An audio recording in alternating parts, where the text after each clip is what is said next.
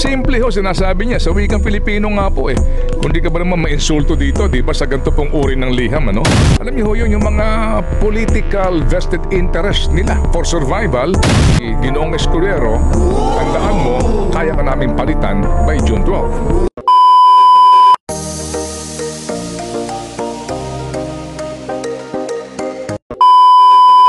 Ibig sabihin, pakialaman nyo itong isyong ito.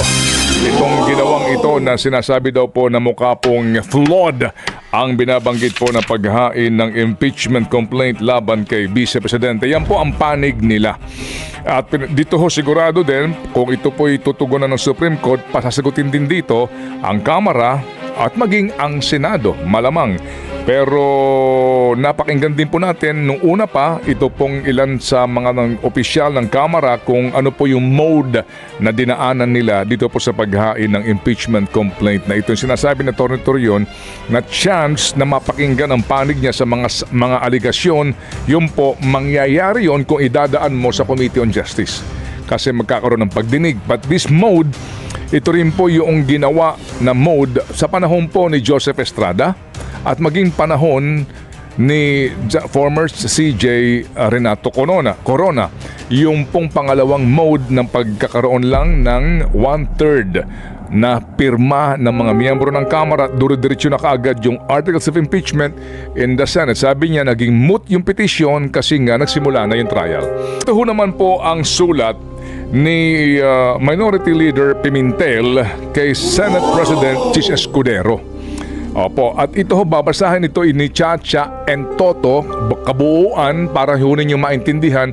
Napakadaling unawain po ng kanyang sulat. Alright, basahin mo nga ito, Madam Chair. This is addressed to Senate President Francis Chis G. Escudero, Senate of the Philippines.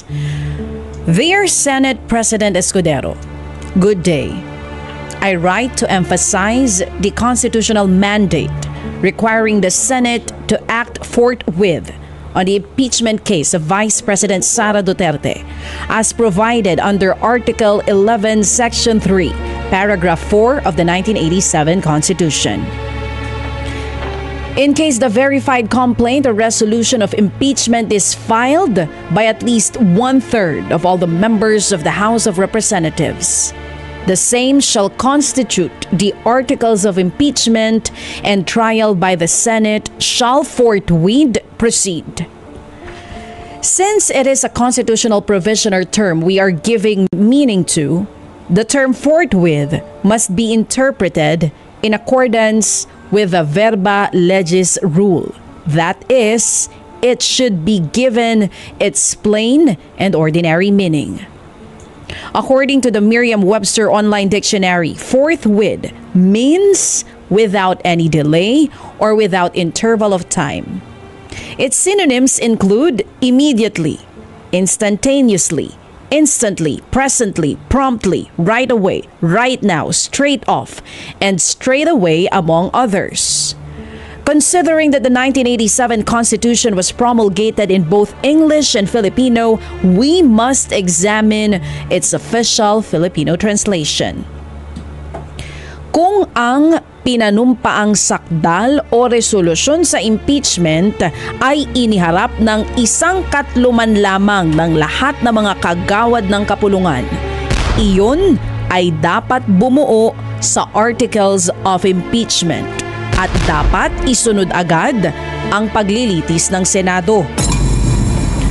The Filipino translation for forthwith is agad, which conveys immediacy. The synonyms of this Filipino word include madali, bigla, dagli, or karaka-raka, which denote urgency or promptness.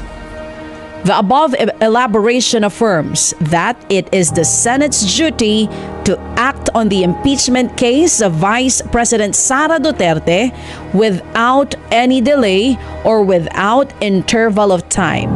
I repeat that this is the Senate's duty. Given the gravity of impeachment proceedings, it is imperative that the Senate uphold its duty with urgency diligence, and a steadfast commitment to the Constitution. I appreciate your prompt attention to this matter and look forward to your response. Thank you very much. Very truly yours, Aquilino Coco Pimentel III. PS. Ay, meron ba? Ano sabi? Anong say mo, Brad? Ikaw talaga. PS, anong say mo, Brad? Akala ko. Kinakabahan ako para papunta roon sa tono ng anong say mo, Hindi Brad, ang basahan mo. naman. Oo. Akala ko PS, reply ka agad. Nag-reply na ba? Alright. Si SPGs? Mga kapatid, napakasimple po, di ba, ng latag ng liham ni Senator Pimentel kay Ginoong Escudero. No? Sinasabi niya dito, klaro ho naman yan, hindi mo na kinakailangan pa maging isang abogado para maunawaan yung binabanggit niyang verba legis rule. Para po sa mga abogado ito, verba legis rule. Opo, sa statutory construction subject sa College of Law, di ba? Kapag klarong-klaro na naman yung kahulugan ng salita, wala ka ng ibang interpretasyon pa. Wala ka ng dapat pang ibang isipin. Kasi po niyang 2 buwan sa kamera, ang daming ganong katwiran, di ba? Simple ho, sinasabi niya, sa wikang Pilipino nga po Kung di ka ba naman mainsulto dito, di ba? Sa ganito pong uri ng liham, ano? Di ba? Okay, ang sinasabi po dito, translation ng forthwith is agad. Opo, madali, dagli, karaka-raka. Kailangan ba bang i-memorize yan? Yun ang sinasabi. Ngayon, okay. Wala pa pong tugon dito opisyal ang Senate President natin sa liham na ito na Ginoong Pimentel. Ang atin po nga lamang ngayon na iniisip, ay yung mga kadahilanan kung bakit ba talaga ayaw nilang dinggin kaagad ito at maghihintay pa raw po ng June 6 na pagbabalik sesyon pagkatapos po ng eleksyon ngayon po Mayo 12. And yung po sinasabi na nga ni Ginoong Escudero na sa 20th Congress pa posibleng magsimula yung trial. Ang 20th Congress po, uulitin ko lang, ay magsisimula ang kanilang first regular session ng July 28, pang-4 na Biyernes sa bawat Hulyo po yan. Nasa ating pong saligang batas yan, yung simula ng bawat regular session. At dyan din po inihahayag ng Pangulo yung kanyang SONA. So pag nagkataon po na July 28 yan, so Agosto na yan. Yung nga po sinasabi, mga 5 buwan pang paghihintayin natin. Sa loob ng 5 buwan na iyon, mga kapatid, opo, yan ho ba'y tumutugon doon sa forthwith provision ng saligang batas. Okay? Sige, so marami pong iniisip ng mga kadahilanan, hindi may tatanggi kasi nga halalan, yung 7 reeleksyonista, di ba? Yung kanilang mga pamilyang nandidiyan pa sa 12 na natitira. Alam niyo ho yun, yung mga political vested interest nila for survival para sa Mindanao vote. Mga sinasabi mga ganun pong mga pagturing at pakiusapan daw. Yun naman 12 na nandidiyan na ngayon po kukuya-kuya-kuya lang, di ba? Kasi nga hindi naman sila reeleksyonista, baka naman daw yung iba may mga lakad na, may mga bakasyon na, etc. etc. Ganun din po, may mga nandidiyan na nakaupo na meron pong nasa dinastiya na baka maapektuhan yung kanila pong mga kapamilya na tumatakbo ngayon. Alam niyo ho yun. And of course, no, basically din yung pong usapin na kung sila mag-uusap, kapag ito ay tinulak ni Ginoong Escudero, tandaan mo, kaya ka naming palitan by June 12. Di ba? Kung sakasakaling pagkaisahan siya kasi kailangan mo lamang boto majority para magpalit ng Senate President. So ang bottom line talaga dito, mga kapatid, ang usapin, yung provision pa rin po ng saligang batas. Na kine-question po naman nila yung pong proseso na pinagdaanan daw, pero yung accountability issue nga din po. And yung din pong pagkakataon na sumagot na si VP Sara doon sa mga ipinupukol sa kanyang aligasyon tungkol nga po dito sa mga articles of impeachment na ito. Yan po ang main issue po dito sa napaka-importanting bagay na ito.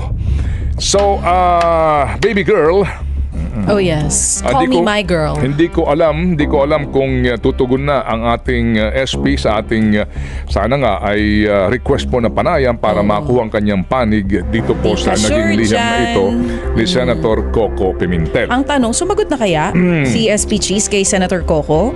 Kasi Feb 14 pa itong sulat, Feb 19 na ngayon. Di din natin alam kung ano ba talaga dito ang kanilang mga napag-uusapan, yung mga nakatataas, no? Yung liderato ng Kamara, liderato ng Senado at maging tanggapan ng Presidente kasi ano ho ito, no? This is a major national concern and issue. Opo, baka sabihin ng iba, istorbo yan, focus muna tayo sa kahirapan. Hello, naghihirap po ang bayan na ito nang dahil din po sa mga politiko natin. Mawalang galang lang po, no? Sa iba. Hindi po ba naghihirap din po ang bayan na ito nang dahil din po sa politika. Yan po din ang pinakamalaking problema po natin maliban po talaga sa kahirapan. Kahirapan din po sa ating pagpili sa mga leader na ito. So ngayon, ang punto dito is mag-uusap ba sila para makapagpatawag na ng sesyon bago mag-eleksyon at masimulan po ang prosesong ito. Magiging moot nga, sabi nga ni Atty. Torion, yung kanilang petisyon pinahihinto mo nagsimula na eh. Maaari namang ipahinto yan sa gitna kung makikialam ang kataas-taasang hukuman. Yan din po naman ay kanila pong poder. Pero ito nga po ang atin pong dapat na bantayan kung paano po dito magdedesisyon si Ginoong Escudero, of course, sa pakikipagkonsultasyon sa mga miyembro ng Senado na ngayon po hindi maitatanggi ay may kanya-kanya rin po namang mga personal na mga interes.